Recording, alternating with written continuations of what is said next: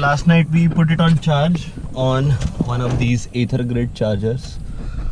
This is how you can charge. These are the neighborhood chargers where you can charge in your own building.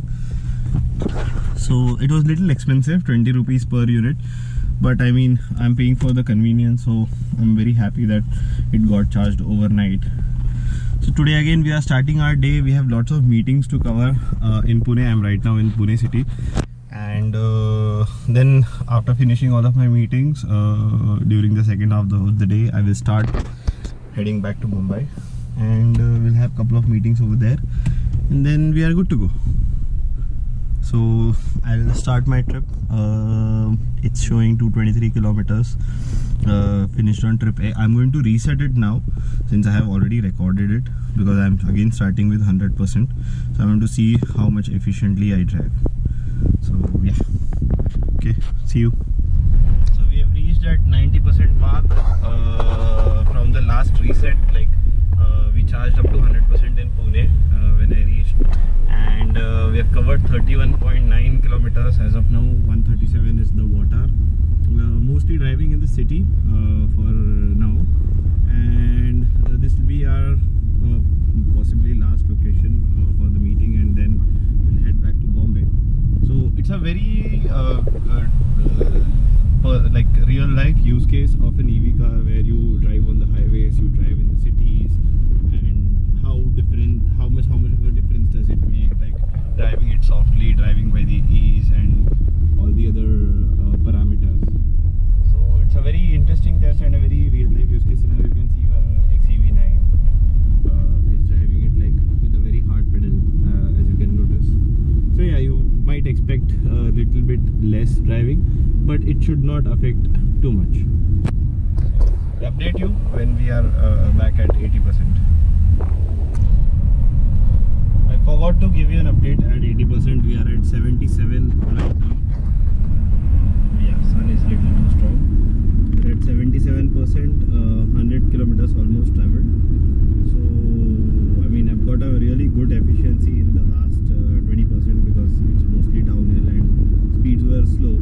Right now cruising at 80 because there is a little bit traffic, but I will tune it up to 100 again once the traffic clears. So like now the traffic is pretty much clear, so I will just increase the speed to 90. So yeah, 99 I'm cruising at 99. I'll give you a next update on 70%. So we are just completing our descent from Lonavala to Khopoli, and I started with 71% battery. I now have 73% of battery. I did not use a single point of energy.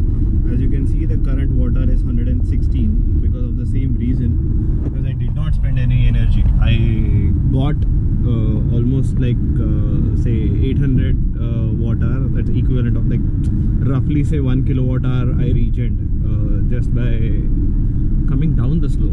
Like which other vehicle does that? So that's the beauty of the EV.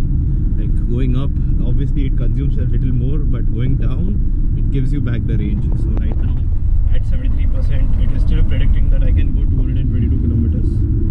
So yeah, this water will average out somewhere about between 125 130, because that's the general dynamics, because my AC is on. I'm driving at good speeds. So yeah, that's how it is. That's the beauty of EV. I'll update you at 70%. Because I'm not getting chance to update to you guys on 70%, because it's just not going to 70%. It's going down and then it's coming back up. So yeah, it's regening a lot. So that's good.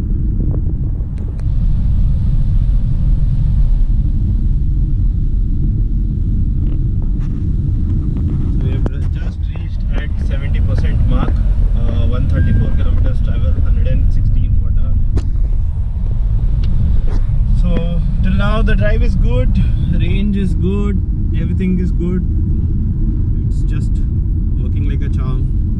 So yeah, in monsoon and winters it will give you really good range. In summers, maybe about 10 to 15% less range than what you expect or anticipate.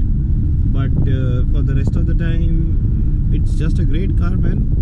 Even for summers, like your AC is continuously working, it doesn't struggle to cool off or anything like that. In monsoon it defrosts very well, it doesn't let the fogging happen anywhere, anytime. So it's good to have an EV, and having an electrically powered AC compressor also helps. So yeah.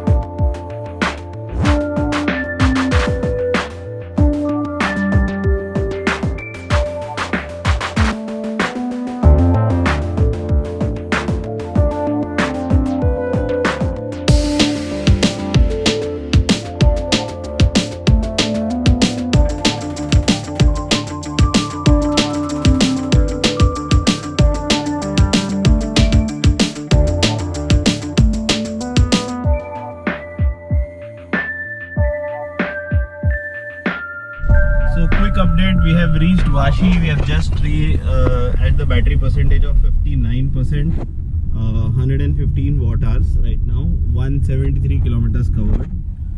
So I mean, very good efficiency, yeah. Like 40% battery consumed, 174 kilometers traveled. When you are going down, like 20 kilometers extra I got than the actual. Like usually in a 50% battery I travel 150 kilometers. Actually not, I mean this is much more than that, like almost 200 kilometer efficiency. Like if you calculate this number, the car becomes 420 kilometer in one full charge. So that's how big of a difference this is. So yeah, I mean if you can maintain your water really good and all of those things, like driving it with a very light foot, all of that helps in driving it really nicely. So like my trick is usually I don't go above these 2 points, okay, because it picks up, it has really good motor, it has really good torque.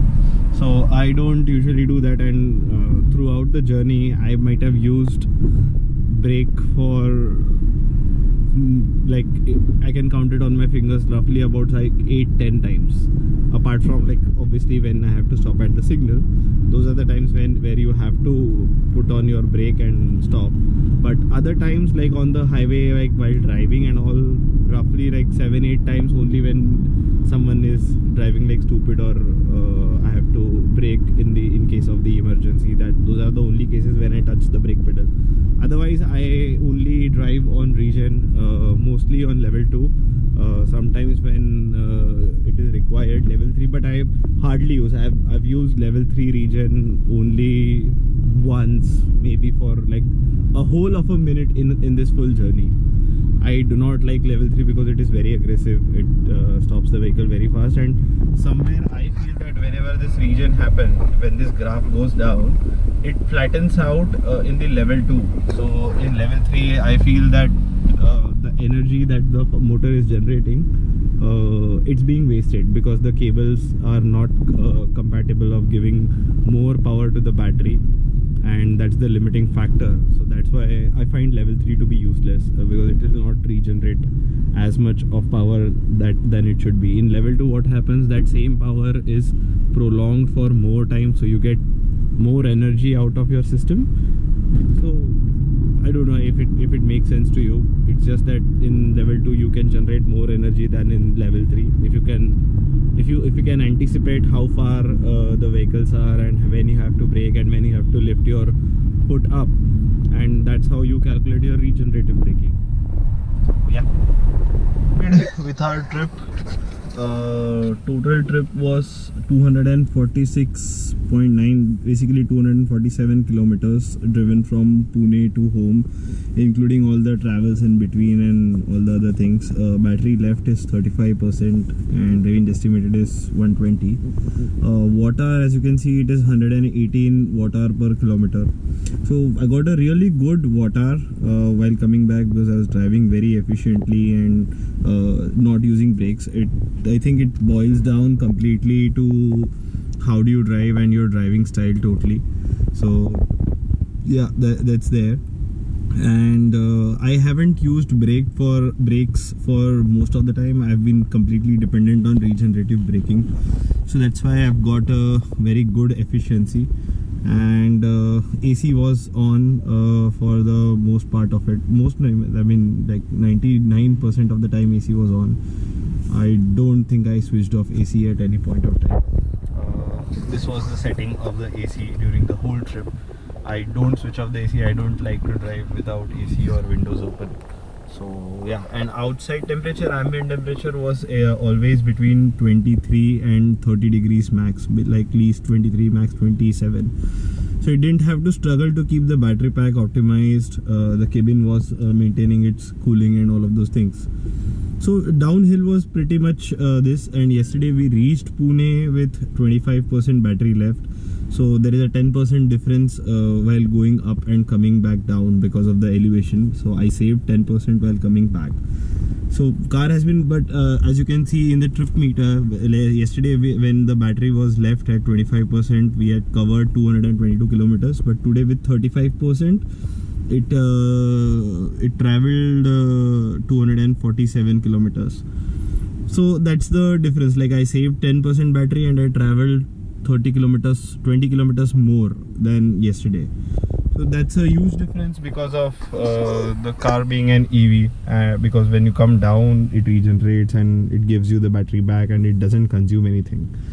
So yeah, I mean that's the whole overview. So net it's very good, really good. And this is, mind you, that this is a 3-year-old car and its state of health must be somewhere around between 96 to 98% SOH, state of health of the battery.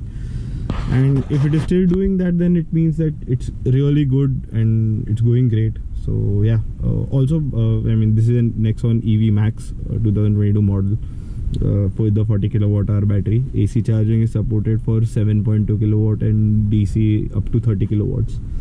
It has a 0.8C charging. Also, I think the big difference that is there is because I did not do DC charging on this whole trip because I had the chargers available at both the places. Like at my home also I have an AC charging, and where I had stayed in Pune yesterday, there also I had the Ather neighborhood charger where I charged it to 100% at the portable charger that you get with the car. So overnight charging, yes, it is very practical. It can be done. You just need a good wiring of 2.5 square mm cable with a 16 ampere socket that has to be there, and that's all you need to commute. You can full up your battery and you can start your day every day with 100% battery and full tank. So yeah, that's there. That's the brief, that's the whole overview of this whole trip. I will attach all the other extra details if required. So that's it. Thank you so much for watching the video. See you guys.